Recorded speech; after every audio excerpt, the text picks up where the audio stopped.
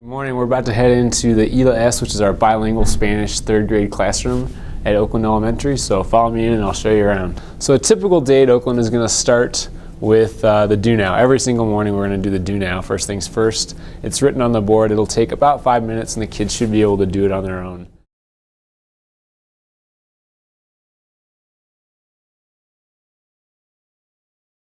We have the objectives posted, which is kind of our blueprint for the day. The kids will have a clear idea of what the expectations are and why we're doing what we're doing.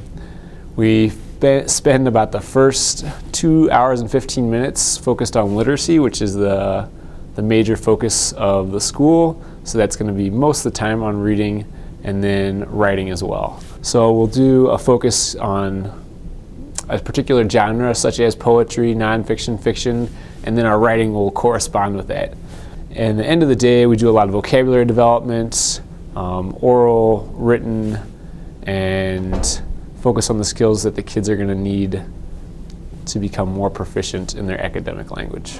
¿Dónde podemos buscar palabras nuevas para usar en nuestra escritura? Por ejemplo, en la pared de palabras. Oh, in the dictionary? In the dictionary? What sort of nonfiction, in our nonfiction texts, where can we find? No. Not in the index. In the glossary, very good.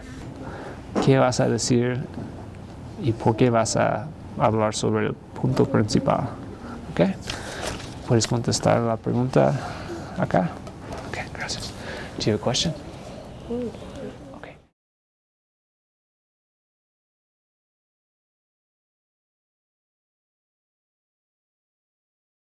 There is a whole spectrum of student engagement and participation and interest based on subject, based on student, and you just have to be ready to mix it up. You know, what might work one day with a particular student is not going to necessarily work the next. So you just have to be ready to meet that kid where they are and to make sure that all the students, 100% of the kids, are actively engaged in what's going on.